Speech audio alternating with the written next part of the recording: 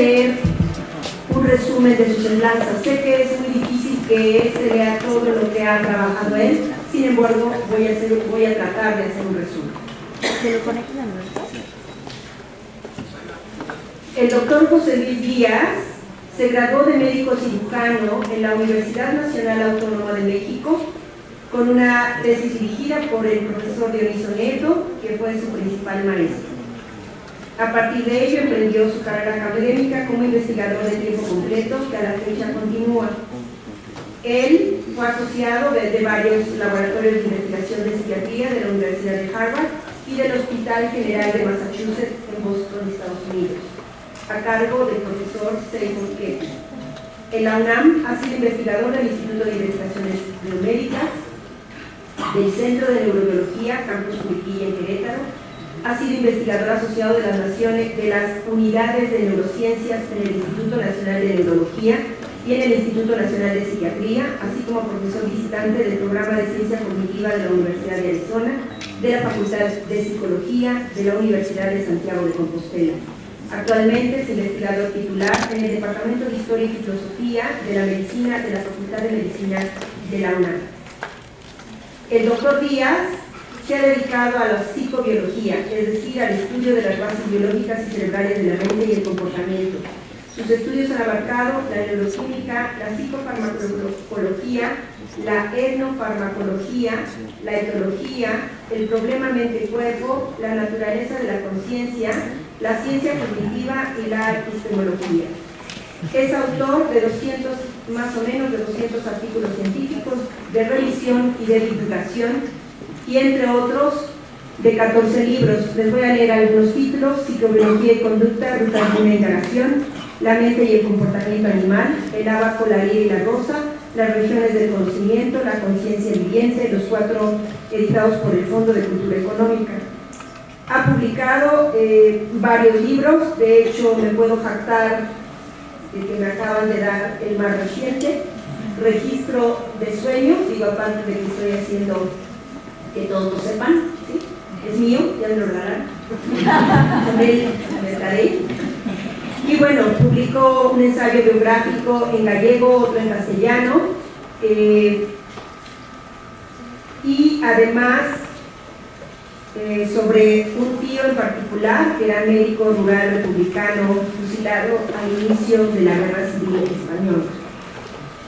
Sus aportaciones han sido en muchas áreas. Voy a leer solo las áreas y voy a enfatizar solo una área: neuroquímica, neurofarmacología, psiquiatría experimental, psicofarmacología, etnofarmacología, etología cuantitativa, primatología, biología conductual, problema mente-cuerpo, emoción, neurociencia de la ética.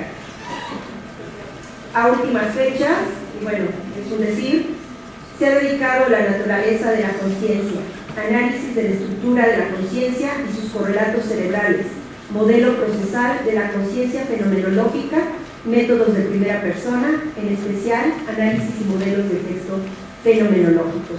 Traté de hacerle un resumen porque si no me llevo toda su hora diciendo todas las aportaciones. Muchas gracias, doctor. Bienvenido.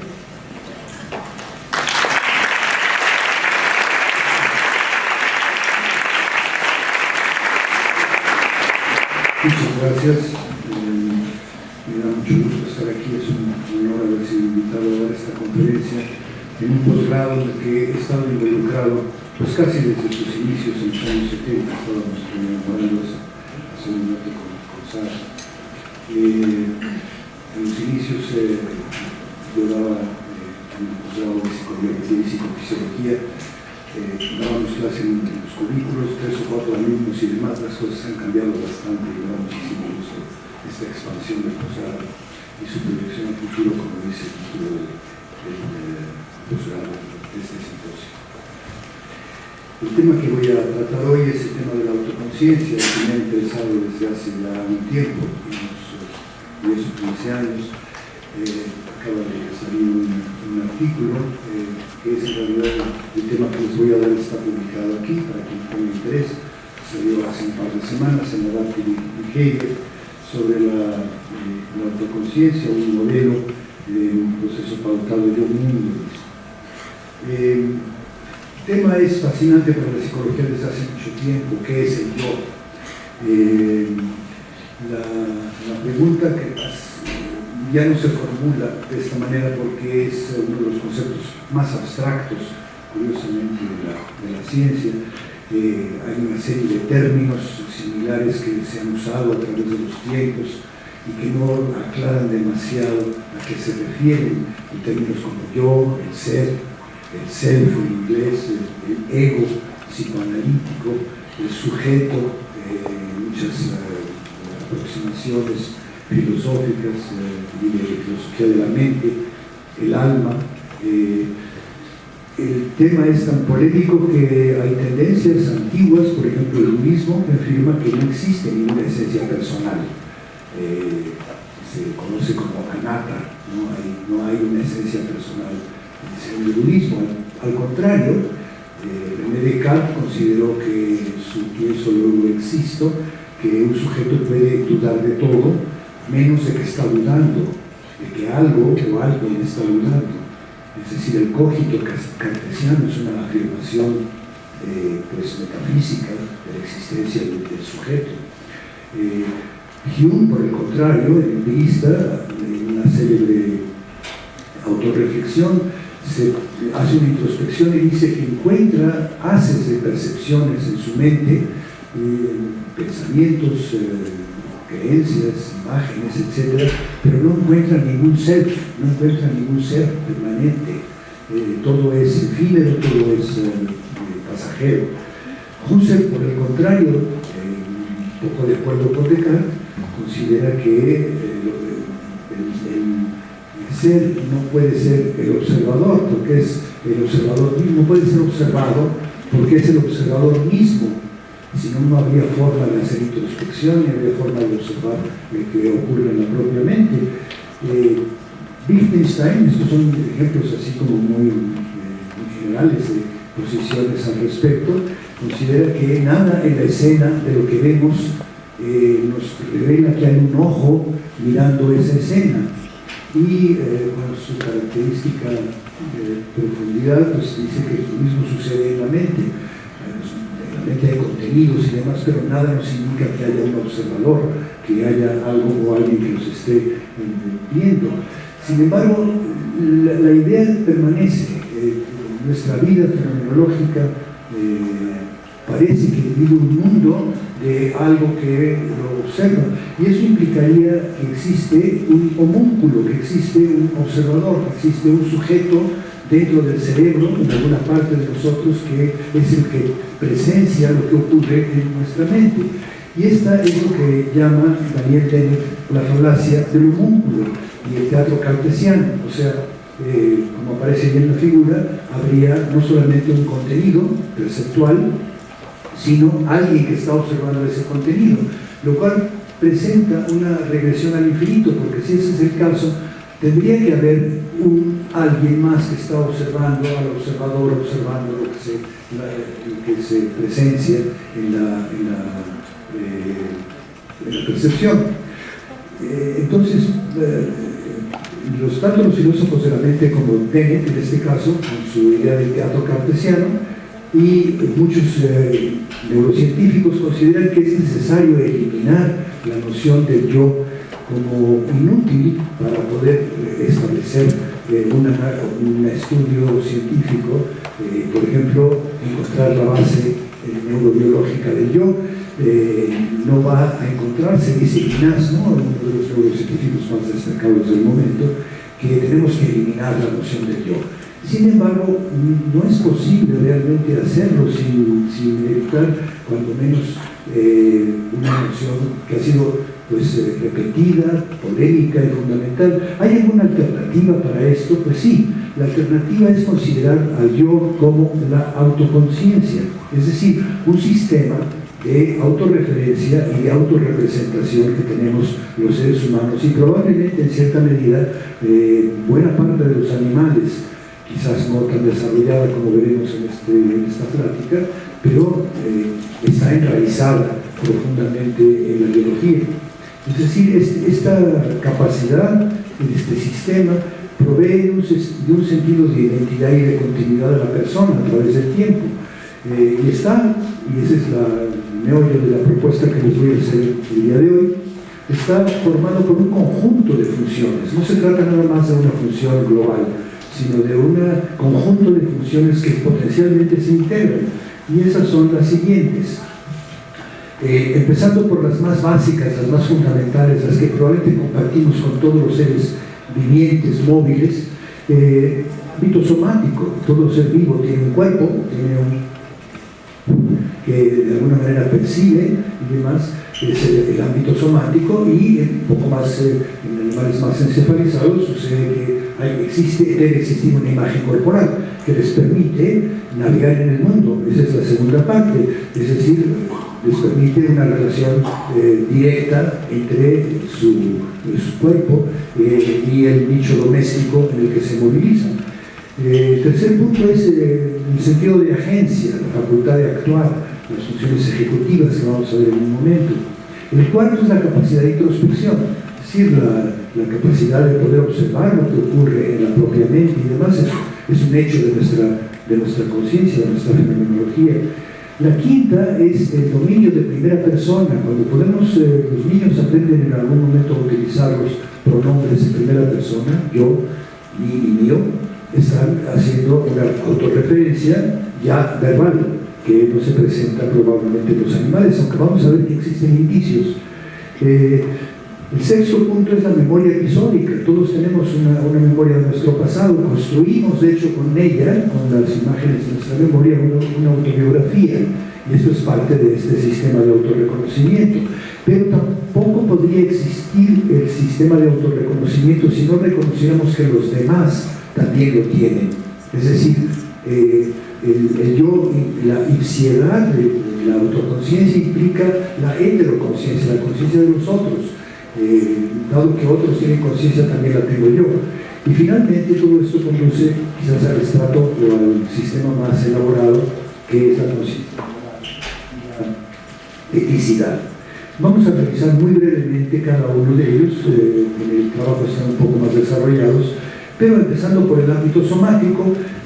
Todos los seres vivos, todos los seres vivientes móviles tienen receptores en su cuerpo, receptores en los tendones, en los músculos, que le indican, que además envían sus fibras al sistema nervioso central, al cerebro, que le indican a la criatura cuál es la disposición de su cuerpo, cuáles son los movimientos que está ejecutando. Las vías están muy bien conocidas, están ahí a la derecha, ustedes las recordarán, terminan en el homúnculo sensorial, en la primera circunvolución parietal ascendente, de manera el cuerpo derecho en el lado izquierdo, el cuerpo izquierdo en el lado derecho, y también terminan en la ínsula y en otras partes del cerebro que en conjunto nos dan la posibilidad también de tener no solamente propiocepción en los músculos voluntarios, sino interocepción visceral.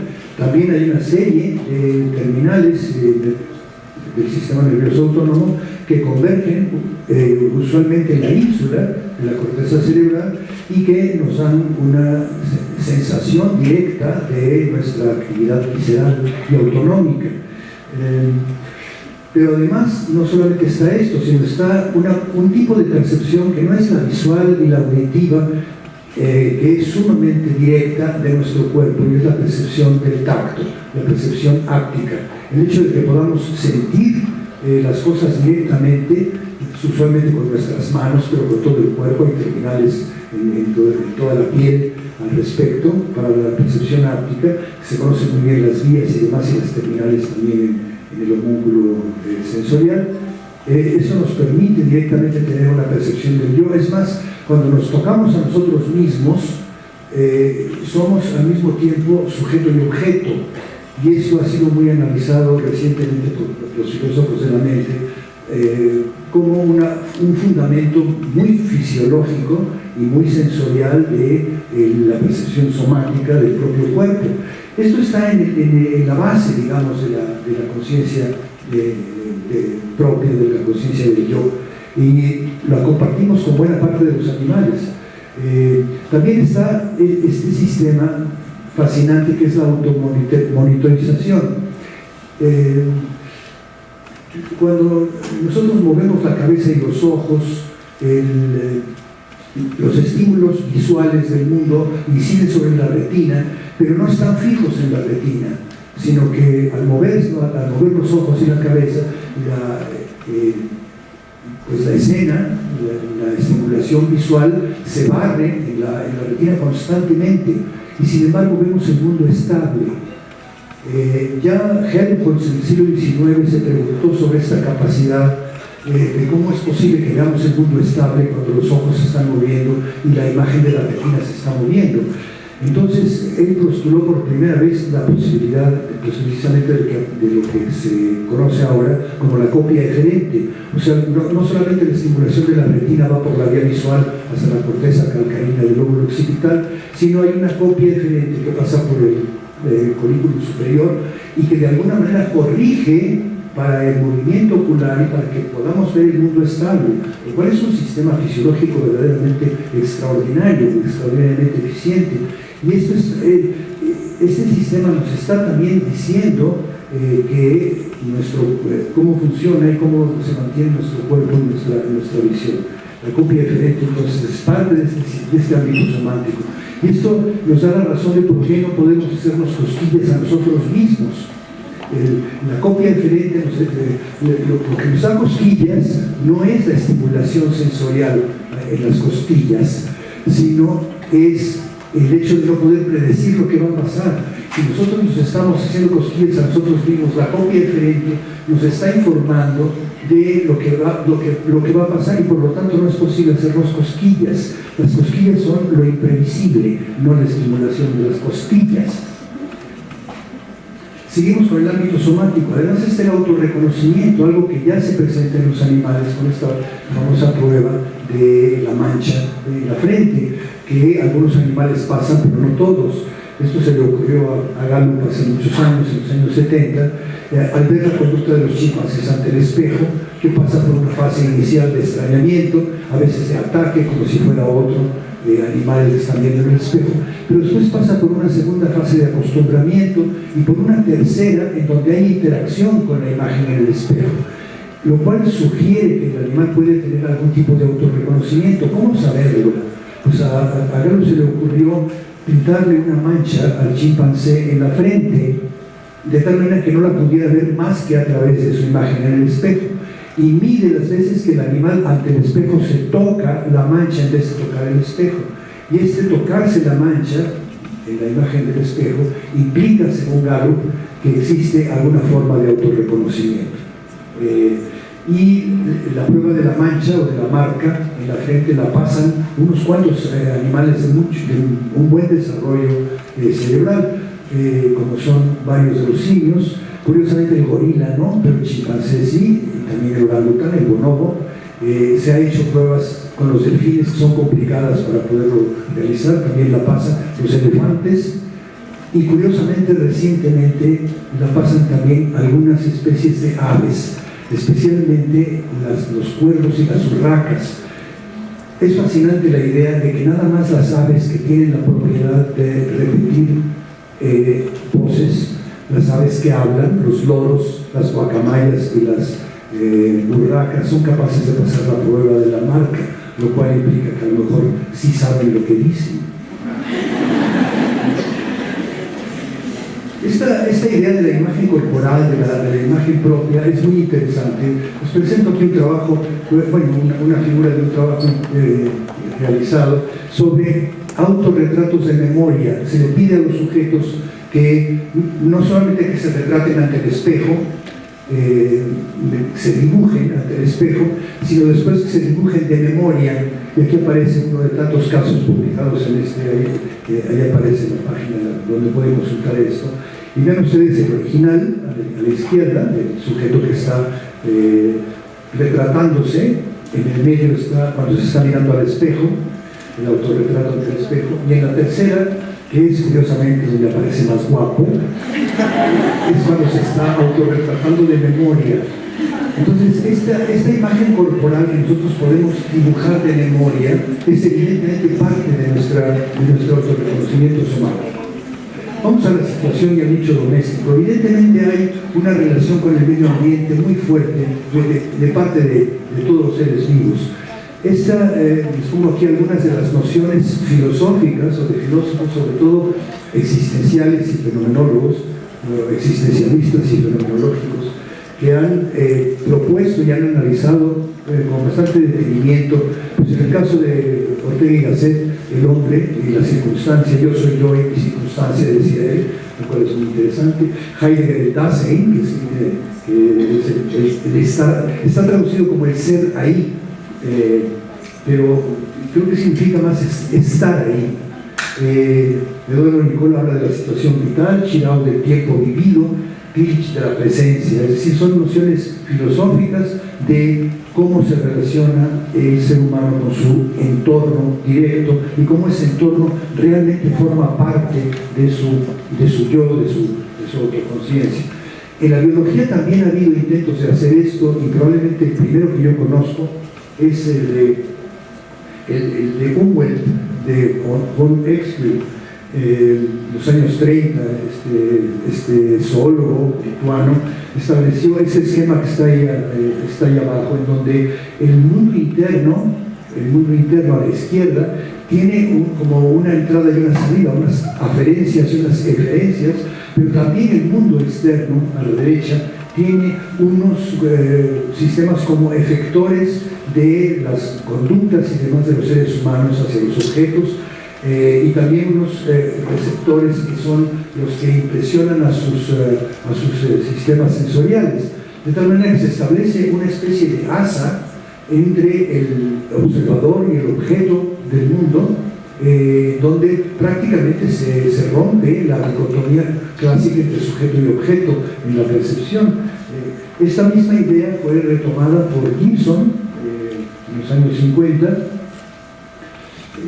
que está ahí arriba, con el término de affordance, es decir, no solamente la percepción nos da información sobre los objetos del mundo, dónde y qué son, sino hay de hecho una convergencia de estas dos vías del qué y del cómo se ven del qué y del dónde se ven los objetos, y una convergencia en el lóbulo frontal que nos implica cómo podemos relacionarnos con ellos. Eso está entregado directamente en la percepción, no tenemos que pensar demasiado para que yo alcance esta botella con mis manos, es directamente está dado por la percepción.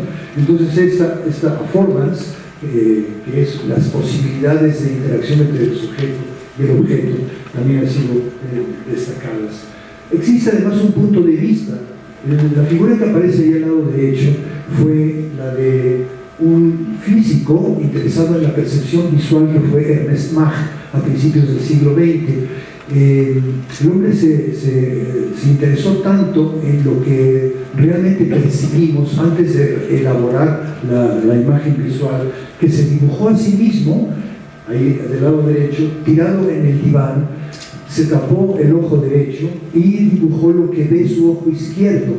Lo que ven ustedes ahí entonces es no solamente la oficina, el cuarto de Mach, sino vemos la perspectiva de su propio cuerpo, lo que ve su ojo, y vemos incluso la ceja izquierda, la nariz y parte del bigote de principios del siglo retorcido que logra ver con su ojo izquierdo. Muy interesante. El punto de vista entonces es una capacidad visual que tenemos todos los seres vivos, que nos da una perspectiva cónica del mundo. Otro detalle más es de la situación y el nicho doméstico es que los seres humanos solemos poner yo estuve aquí en los graffiti, ¿no? ¿Qué relación más directa puede haber entre el yo y el mundo que yo estuve aquí, ¿no? Es más, no solamente está en los graffiti de algunos monumentos, sino aparece en una de las primeras pinturas del siglo XIV o XV, que es el matrimonio Andolfini, allá abajo. Ven ustedes la pintura de un matrimonio que se está casando, y atrás está un espejo. Me acerco al espejo del lado derecho y dice arriba Johannes von Eyck Fuit Hick, literalmente Johannes von Eyck estuvo aquí, es decir, hace un graffiti el pintor de que estuvo en su propia pintura. Es un retruécano de la situación y del nicho doméstico puestos en la pintura, pero además tenemos el hecho de que nuestro presente, nuestra presencia, está en un punto extraordinariamente fino del tiempo presente. La flecha del tiempo de los físicos corre irrevisiblemente, irremediablemente, en un sentido, no se puede regresar en el tiempo, y nosotros vivimos en el tiempo presente.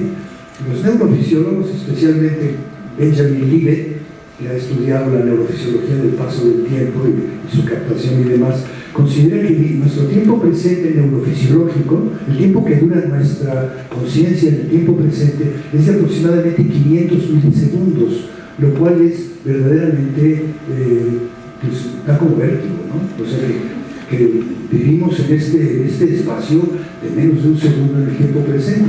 Claro, la ventana del tiempo presente es un poquito mayor gracias a la memoria de trabajo, nos da unos cuantos segundos más de recuerdo de lo que acaba de pasar. Ahorita que estoy hablando, sería imposible que ustedes mantuvieran la atención en lo que pasa en los 500 milisegundos del tiempo presente. Necesitan mantener en su memoria de trabajo varios segundos, que es lo que voy diciendo, para ir entendiendo lo que estoy diciendo, pero además hace una especie de predicción de para dónde van las cosas. Entonces nuestra ventana del tiempo presente tiene un remanente de unos cuantos segundos de la memoria de trabajo, pero también una prospección que está manejada de esa manera.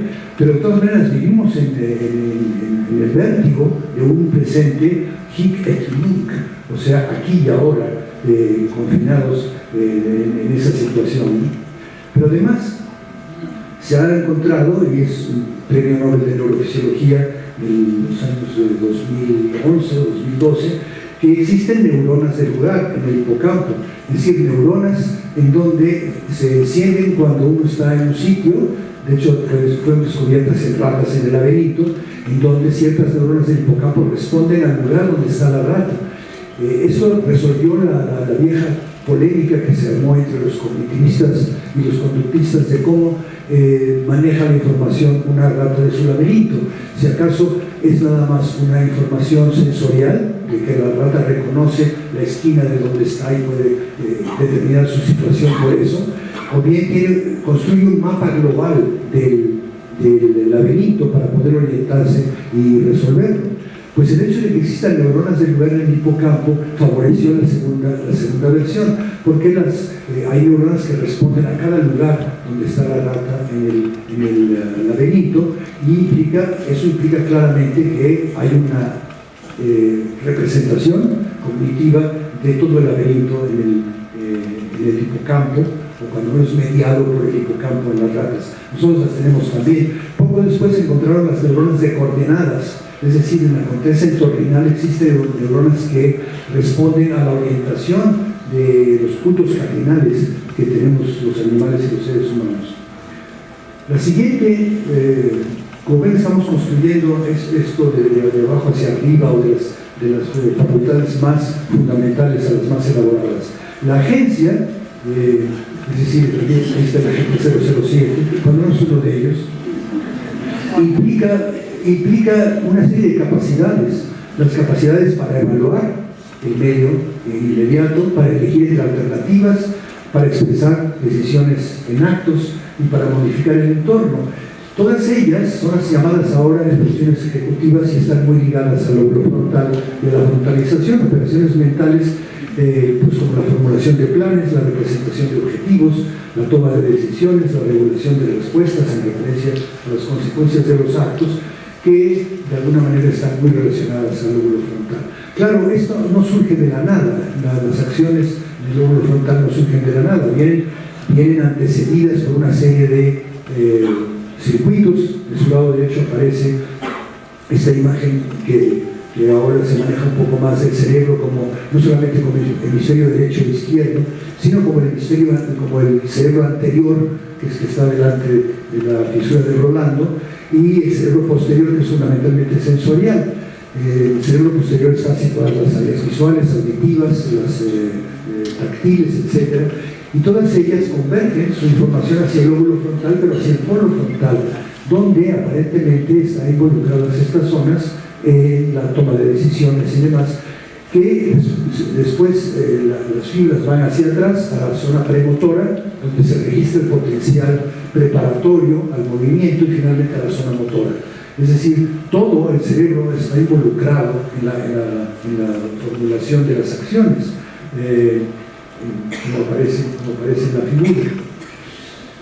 Lo que es interesante aquí desde el punto de vista ya más humanístico es que las decisiones se toman de acuerdo a ciertos proyectos cuya elaboración requiere de selección e inhibición tanto de impulsos y motivaciones como de cursos posibles de acción. Es decir, la identidad personal adquiere su sello más definitivo en la voluntad, en la agencia. Un autor indispensable en este campo es Viktor Frankl y su hombre en uso del sentido. La siguiente facultad es la introspección.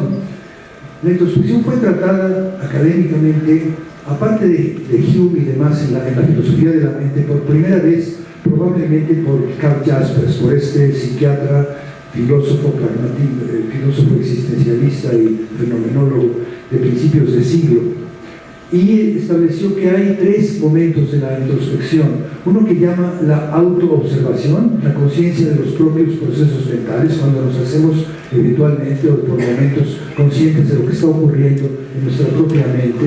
La segunda fase es lo que llamó la autocomprensión, es decir, la interpretación, ya no solamente la observación, sino la interpretación de lo que ocurre en la propia mente, y finalmente lo que llamó la automanifestación, la elección y el arreglo de la expresión de acuerdo a estas capacidades. Como ven, entonces, es una facultad amplia y demás. Es importante establecer que no hay una separación estricta si observamos lo que realmente pasa en la relación entre el sujeto y el mundo, entre el cerebro y el medio, que no hay una separación estricta entre observador y observación. Lacan habla de que cuando estamos haciendo una autoobservación, no es que haya un observador que se desprende del contenido de la mente, sino hay una operación de un sistema neurofisiológico que es un monitor de autoescrutinio. Es como el cursor en la pantalla de la computadora, que es una función de escrutinio y demás, pero en este caso de autoescrutinio. Rosenthal, por otra parte, un filósofo analítico, cognitivista, implica que es un pensamiento de alto orden. Tampoco es que exista un observador como tal, sino se establece un pensamiento de alto orden para monitorear al de bajo orden. Un estado entonces implícito, avanzado y privilegiado, como dice John Searle. En cualquier caso, no se evita la idea de la existencia de un homúnculo o de un agente. ¿Qué es la introspección llamada mindfulness, que también entra dentro de este campo? Yo lo traduzco como plenitud mental. Implica estar y permanecer consciente de lo que ocurre en la propia mente. Todos tenemos esta capacidad y lo hacemos varias veces al día, pero en esta existen sistemas de sabiduría tradicional en donde se aplica voluntariamente esta atención sostenida sobre los procesos mentales de la propia mente. Esto se llama Insight Meditation en inglés, se ha traducido ahora como mindfulness y ahora está de moda. Entiendo que hasta hay cursos y demás para que esto suceda. Es una meditación simplemente introspectiva, la capacidad entonces de estar presente. La gente tiene que entonces dirigir la atención a lo que ocurre en la propia mente, y esta es una capacidad claramente posible y demás. Se habla también en la psicología de la metacognición, que no es lo mismo que mindfulness, o que es pensar sobre el pensar, es decir, el monitoreo de planes, de estrategias, de la eficacia de las acciones que se han tomado, y se mide. Además hay instrumentos psicológicos para medir la metacognición. Se mide, por ejemplo, el acierto en las tareas ejecutivas y el grado en el que el sujeto se percata de su éxito o de fracaso una vez que ha tomado ciertas acciones y demás. La corteza prefrontal está claramente implicada en esto, sobre todo para los juicios retrospectivos, cómo fue mi desempeño en esa tarea y demás. El cíngulo y la ínsula están involucrados también para organizarlos. La siguiente es la primera persona, es decir, en la distinción del yo, ahora sí ya como pronombre, como voz, es muy interesante distinguir el pronombre del nombre. Y cito aquí una frase que me parece clarísima de Unamuno, en donde está usando tanto el pronombre yo como el nombre yo. Y dice, y yo, el yo que piensa, quiere y siente, es inmediatamente mi cuerpo vivo, con los estados de conciencia que soporta. Es mi cuerpo vivo el que piensa, quiere y siente. ¿Cómo? Pues como sea, ¿no? Diría Unamuno en su acento vasco, y con esa contundencia que tenía, como sea. Unamuno está definiendo la pasión de mi vida. O sea, a mí sí me interesa saber cómo sea. O sea, cómo es que el cuerpo siente y piensa, es la tarea de la psicobiología. Referencias del pronombre yo. Cuando usamos la palabra yo en el discurso en primera persona, nos referimos a muchas cosas. Es lo que llamó alguien un avispero semántico. A veces hablamos de nuestro cuerpo, o a veces hablamos como propietarios de nuestro cuerpo. Mi mano, mi pie, mi cerebro, cosa rara. Punto de vista perceptual o cognitivo también, tomamos un punto de vista y el yo a veces se refiere a eso. El piloto de la atención, cuando yo dirijo mi atención, lo que estoy haciendo en este momento, cuando yo dirijo mi atención hacia cierta parte y demás, estoy hablando como piloto de una facultad de atención. El timonel de la acción voluntaria, cuando muevo mi cuerpo de determinada manera, uso la palabra yo me muevo hacia acá o hacia allá, voy acá o voy allá, etc. O también el protagonista de sueños y fantasías, el yo onírico. Yo soñé anoche que estaba, y uso el pretérito imperfecto, como cuando los niños hablan de los juegos, ¿no? Tú eras la princesa encantada y yo era el caballero que te salvaba. Usamos el pretérito imperfecto también cuando usamos el yo, cuando hablamos de sueños y fantasías. Es decir, ¿qué nos implica que las voces del yo?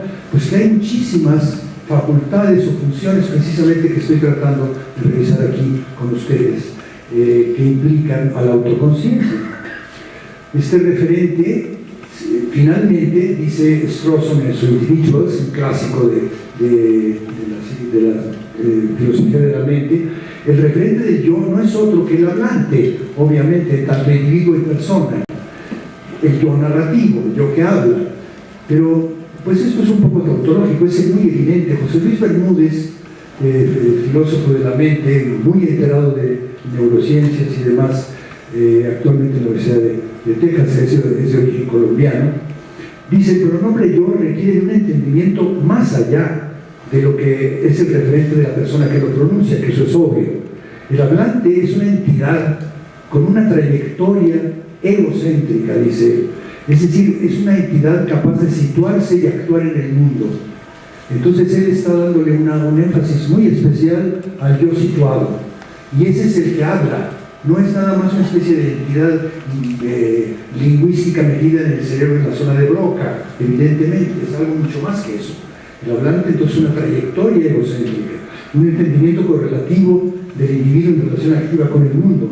Ahí está mi tocayo y colega Bermúdez, y aquí está su yocito.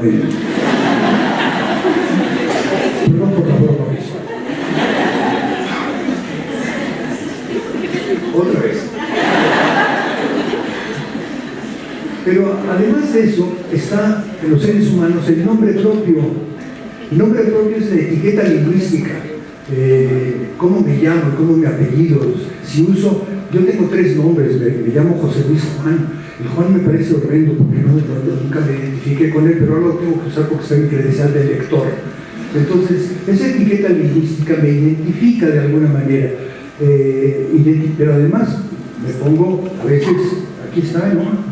DR. Ese DR, que además no me corresponde porque nunca hice un doctorado, soy médico cirujano y partero. Todas estas cosas son, identifican al individuo, ¿no? El título, el origen, soy de acá, de la Ciudad de México, es más, de la Colonia del Valle. Estoy acotando la referencia de mi nombre propio, y eso es parte de nuestra identidad. Y es muy interesante, últimamente se ha puesto de moda estudiar algo de la neurofisiología de esto, y se sabe que la corteza medial frontal y la unión temporoparietal se activan cuando un sujeto escucha su nombre, a diferencia de cuando escucha otros nombres. Pero curiosamente, y esto ha sido una sorpresa en la etología, no nada más los seres humanos tenemos nombre. Se ha encontrado que hay un silbido en los delfines. Ya ven que los delfines se mueven en grupos grandes y tienen una conducta vocal muy compleja, emiten una serie de silbidos, chillidos y demás que están muy bien estudiados. No se sabe del todo qué significan, aparentemente arman pues conductas colectivas, por ejemplo de cacería y demás, pero se ha encontrado últimamente que hay un silbido que emite un delfín y responde nada más otro en particular. Es más, ese silbido ha sido grabado y cuando se emite, sin que lo emita un emisor delfín, sino una máquina, responde nada más el aludido. Es decir, hay nombres propios en los delfines. Esto lo llaman silbido firma. Eso sí nos sorprendió, ¿no? Porque casi todas las facultades mentales que consideramos humanas han sido encontradas más o menos en los animales, pero encontrar nombre propio sí me pareció sorprendente. Memoria episódica y autobiográfica. ¿Cuál es la memoria episódica? Pues la habilidad para evocar, recrear e interpretar experiencias pasadas y construir con ellas la autobiografía. Es un componente fundamental de la individualidad y de la referencia personal. Les pongo ahí a la derecha un cartel de una película estupenda que se llama precisamente Cuéntame tu vida, de Hitchcock, donde Gregory Peck es un paciente, bueno, es un psicoanalista en formación que está siendo psicoanalizado, que envidia por Ingrid Bergman. La memoria episódica entonces implica que existe una especie de engrama de nuestra memoria personal. Se sabe que el lóbulo temporal está muy involucrado en esta capacidad y demás. Tenemos esta autobiografía, forma parte de nuestra identidad y es parte ciertamente de la autoconciencia. Pero además eso se engarza, no se acaba allí, se engarza con algo que llamamos memoria histórica, o más bien que llaman los sociólogos o los psicólogos sociales, llaman memoria histórica, una relación poco trabajada entre la memoria autobiográfica personal y la memoria histórica. La memoria histórica es un autorreconocimiento colectivo, así como la personal es un autorreconocimiento personal, y es la reconstrucción y recreación de un pasado por una sociedad determinada. Aquello que llamamos tradición finalmente son recuerdos compartidos que atesora un grupo humano, según Maurice Holbach, del 68. La extensión del engrama. El engrama entonces no nada más es algo que tenemos como autoidentificación en nuestro cerebro, sino hay una extensión, hay una referencia a puntos cruciales del entorno. Todos los entornos que tenemos forman parte de nuestra memoria histórica y somos muy dados a poner monumentos, sellos y lugares y demás, ¿no? Les pongo ahí a la derecha una imagen probablemente que nunca se dio en la realidad de nuestro padre de la patria, como parte de nuestra memoria histórica. Sitios, monumentos y demás, ¿no? Y lo que llamó Walter Benjamin la rememoración no solamente personal, sino la recreación que permite el encuentro de un pasado en un presente. Y por eso pongo en la figura de abajo la tumba del propio Walter Benjamin como un monumento histórico de un personaje que recrea su pasado en un presente. La siguiente es la atribución y la alteridad. No habría forma de saber quién es uno sin saber que otros existen. Es más, una teoría de la conciencia, la de Nicholas Humphrey, etólogo inglés de los años 80, dice que el origen de la conciencia humana es la capacidad para atribuir y compartir experiencias. La conciencia para Humphrey se desarrolló en los homínidos primitivos en las cuevas, cuando un homínido tenía que estar interpretando lo que otro pensaba y poder predecir su comportamiento. Yo tengo la impresión de que tiene razón Humphrey, pero es el origen de la conciencia de sí y del otro, más que de la conciencia como capacidad básica que yo creo que compartimos con prácticamente todos los seres vivos que tienen excitabilidad, sensibilidad y sentido. El símil y el homínido entonces son psicólogos naturales, perdonen ustedes, psicólogos que son psicólogos artificiales, lo van a demostrar el día de hoy con sus carteles y demás, pero hay psicólogos naturales, todos los seres vivos somos psicólogos, tenemos que estar interpretando lo que el otro hace. El primate interpreta, un primate subordinado tiene que interpretar lo que puede hacer un primate dominante para poder ejercer cierto tipo de acciones. Y ahí está el engaño táctico. El engaño táctico definido por Byron Witten, hace muchos años, son los actos que ejerce un individuo que se despliegan de tal manera que otro individuo interprete mal el significado y ejecute una respuesta incorrecta. A la derecha aparece, por ejemplo, en la tropa de macacos, donde hay una jerarquía de dominancia muy estricta y donde el macho dominante, que está ahí atrás, mal encarado, tiene acceso a todas las hembras y nadie más tiene. Pero resulta que este macho juvenil se esconde detrás de una roca para copular con una hembra. Lo que el macho juvenil piensa, imagínense ustedes esto, es que es lo que ve el otro. Sabe que está escondido detrás de una roca y que el otro no lo ve. Por lo tanto, está estableciendo un engaño táctico y por lo tanto está ejerciendo autoconciencia y heteroconsciencia. Conciencia de sí y conciencia del otro. No es una conciencia verbal, obviamente, pero es una conciencia tácita. Y heteroconsciencia o autoconciencia y conciencia del otro tácita. Además está el dolor empático, la percepción del dolor en sujetos allegados, sabemos que provoca actividad en la matriz del dolor, en el observador, pero nada más cuando está abajo, aparece del lado izquierdo cómo se activa una zona de la corteza somatosensorial y del símbolo anterior, cuando al sujeto se le dan estímulos moderadamente dolorosos. No se hace demasiado esto porque pues, los investigadores no son particularmente sádicos, aunque hay quien lo duda. Pero cuando se le da a un sujeto amado un estímulo doloroso, se prende exactamente en la misma zona. Ahora, si se le da a un extraño por completo, se prende pero poquito. Y les debo decir que cuando se le da a una persona con la que uno tiene conflicto, no se prende eso, se prende el circuito de la recompensa.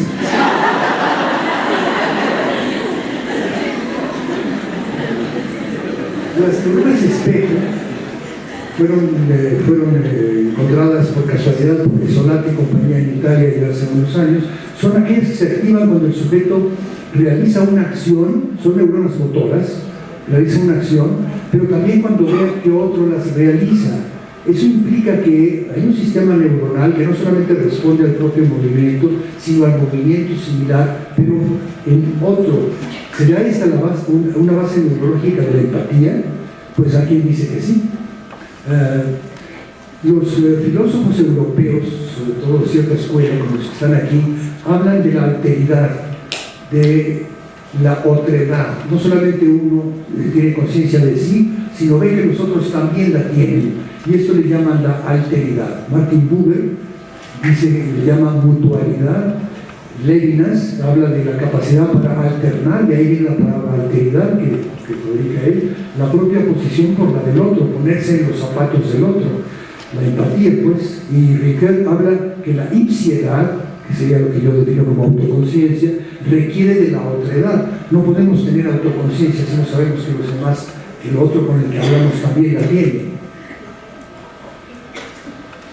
Y finalmente, en este punto hay que hablar del rol, que tiene mucho que ver también con la identidad personal y con el nombre y demás. La identidad propia y el papel social que uno juega, las pautas de conducta que la sociedad le asigna y espera y requiere de un individuo de acuerdo con su rol social. La respuesta típica es una expectativa simbólica. Todo esto habla de jerarquías, de estatus, de estereotipos, de género. Y eso forma parte también de nuestra identidad. Tenemos una identidad de género, claramente. Y eso está de moda actualmente. Y enlaza, es muy interesante este tema, como ven ustedes, enlaza desde los factores de la célula CA1 del hipocampo, de neuronas así individuales y demás, y enlaza con factores sociales y demás muy importantes. George Mead fue uno de los pioneros en eso, en los años 30, El libro de Mind, Self and Society lo dice todo en su título, Espíritu, Persona y Sociedad, traducido al castellano. Curiosamente, el traductor eligió la palabra espíritu desde la de mind. Y finalmente llegamos al punto final, la conciencia moral, este imperativo categórico de Kant, esto de saber cómo comportarse. Kropotkin, el teórico anarquista, príncipe anarquista, valga la pena recalcar la contradicción aparente, en su apoyo mutuo se declaró muy partidario del darwinismo, pero consideró que el mecanismo fundamental de adaptación no es la competencia, sino la cooperación, lo cual es muy interesante. Habermas, filósofo contemporáneo, dice que estas intuiciones morales evolutivas se expresan en principios que regulan las interacciones sociales. Y Juliana González, la famosa eticista de nuestra universidad, dice que la conciencia moral como resultado evolutivo enraiza en la naturaleza y en los sustratos neurales del ser humano, se enraiza en ellos, pues, ¿no? Es decir, está el deber, aquello a lo que se ve obligado un sujeto por preceptos. Para eso se requiere otredad, se requiere alteridad y autoconciencia. La conciencia moral entonces depende de la autoconciencia. Y hoy día está también de moda estudiar las bases neurológicas de la conciencia moral. El caso de la compasión es un caso también muy claro, y de hecho lo hemos estudiado en el grupo. Un alumno se ha dedicado, o se dedicó ya se recibió hace tiempo, Roberto Mercadillo, tiene un libro entero sobre las bases neurobiológicas de la compasión. La compasión requiere dos factores: requiere empatía, que es el sentimiento de pena o de aflicción que desencadena la percepción del sufrimiento en otro, pero requiere algo más, requiere la beneficencia, es decir, requiere la tendencia a confortar o a mitigar el sufrimiento percibido. Y todo eso tiene una serie de bases cerebrales que se han ido estudiando. Hay un componente entonces moral innato y aprendido. La red neuronal de la corteza prefrontal responde a dilemas morales, se activa por tareas de identificación de los congéneres y tiene una disfunción muy clara en ciertas patologías, particularmente en la personalidad psicopática, cuya déficit realmente es en la conciencia moral. ¿Cómo se organizan estas funciones? Hemos terminado entonces el análisis de cada una de ellas, muy breve y demás, pero ¿cómo se organizan? ¿Trabaja cada una por separado y demás? Bueno, hay un estupendo autorretrato, un autorretrato, ahí está esta regresión al infinito de Rowland. Yo creo que se organizan más o menos de esta manera. Cada una de ellas, del lado derecho aparece un cono. El cono tiene un vértice que es el origen evolutivo en los seres más primigenios y demás, tiene su origen muy lejano y después se va desarrollando en la evolución hasta llegar a su expresión máxima en la base del cono. Pero cada una de las funciones que les he presentado las represento aquí como un círculo de colores que sería entonces como la base del cono, pero están superpuestas obviamente. Estas funciones no trabajan por separado. Finalmente nuestra identidad está dada por la convergencia y la concatenación, la integración de acuerdo con las tareas y demás de cada una de ellas, en una forma como si fuera un enjambre, como un enjambre de pájaros, que es un poco la metáfora que yo establezco del correlato nervioso de la conciencia en general y de la autoconciencia en particular, que es una actividad global del cerebro, pero que se da ordenadamente como un sistema complejo que adquiere como unas propiedades emergentes muy particulares. Es decir, estamos hablando de un sistema que yo llamo 6E, porque tiene 6E. Hoy día se habla mucho en cognición situada, que es una tendencia muy actual y muy de moda de la ciencia cognitiva, que los sistemas cognitivos son 4E, es decir, el sistema cognitivo está encarnado en el cuerpo, es en activo por la conducta, es extendido porque implica acciones sobre el mundo y está embebido en su nicho. Pero yo digo que hay que agregarle 2 Es a estas 4 Es evolutivo por una parte y ciertamente es encefálico. Entonces estamos hablando de la conciencia 6E y agradezco su atención.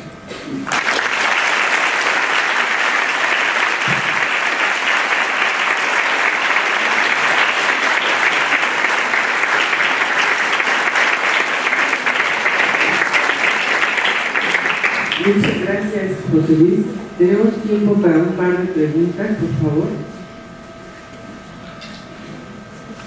¿Me creyeron todo? A ver, adelante. Muy buenos días, muchas gracias por su plática.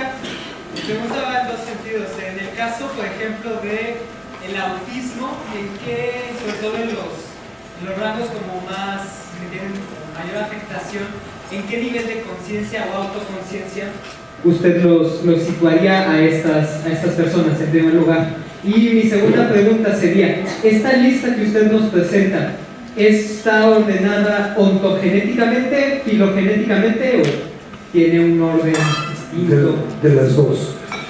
Sí, bueno, intenta tener un orden, es un poquito discutible, pero intenta tener un orden ontogénico y filogénico, desde las funciones más elementales, más fundamentales, hasta las más elaboradas, como la conciencia moral, que para mí sería la más, no me imagino que haya otro por encima de ella, pues. Entonces hay un orden ontogénico y filogénico. En cuanto al autismo, es muy buena pregunta, y la voy a tener que investigar para responderle bien. Mi primera intuición es de que los niños autistas tienen problemas de autoconciencia seguramente, pero habría que estudiar en cada nivel. Se me hace que hay déficits en varios de ellos, pero para responderle bien lo voy a tener que analizar con más cuidado. Gracias por la buena pregunta. ¿Alguna otra pregunta, Alejandro?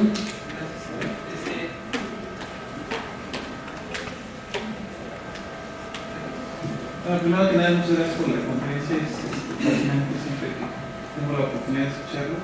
Y mi pregunta es más hacia cuáles son las principales líneas de investigación actual sobre autoconciencia específicamente, y habló acerca, aparte de la segunda sección, era que usted utilizaba los métodos de investigación en primera persona, ¿no? sobre estos cursos que hasta donde había escuchado un poquito habían sido hechos un poquito a un lado, ¿no?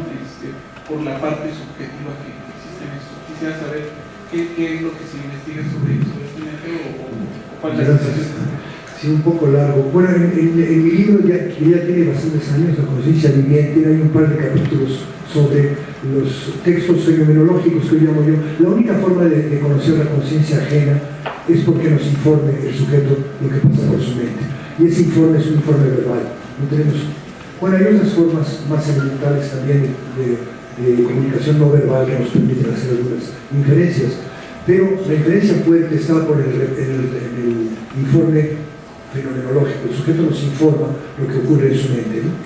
Y esos informes pueden ser elaborados y pueden ser analizados y pueden ser disecados de una manera objetiva. El informe es objetivo.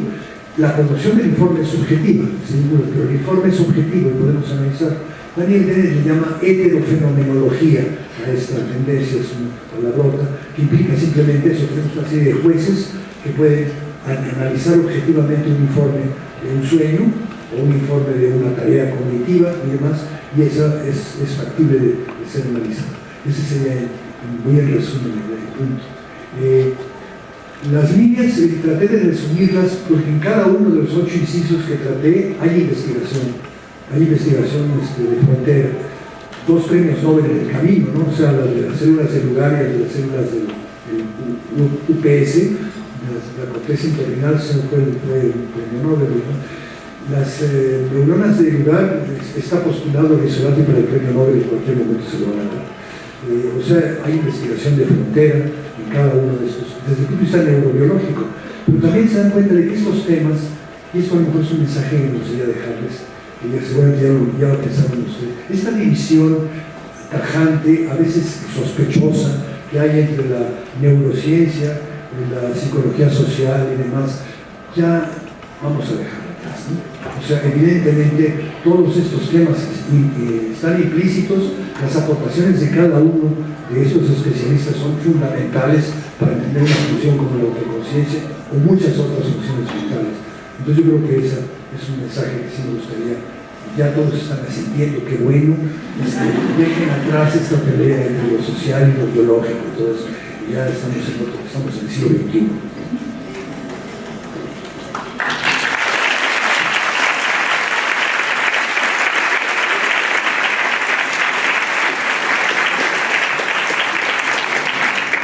Muchas Muchas gracias, José Luis.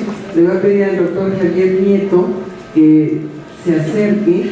Estaba invitado para la inauguración, pero tenía una reunión con el señor rector, pero por suerte la cereza del pastel después de la buena conferencia de José Luis, y forma parte del engrama extendido o memoria colectiva, así que por favor, vas a saludar, sí, por lo menos.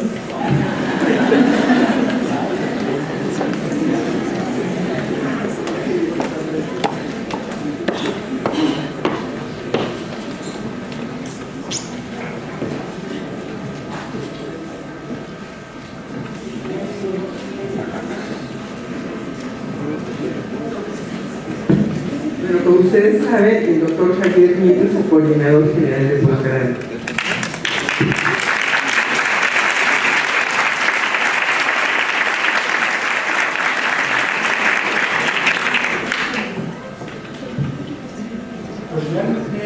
No quiero decir mucho, simplemente me da mucho gusto estar aquí, que el auditorio esté lleno, que de hecho haya muchas personas afuera. Eso da muestra de la actividad tan importante que ustedes alumnos están realizando, y desde luego con estas presentaciones tan interesantes que escuché apenas un pedacito de cómo.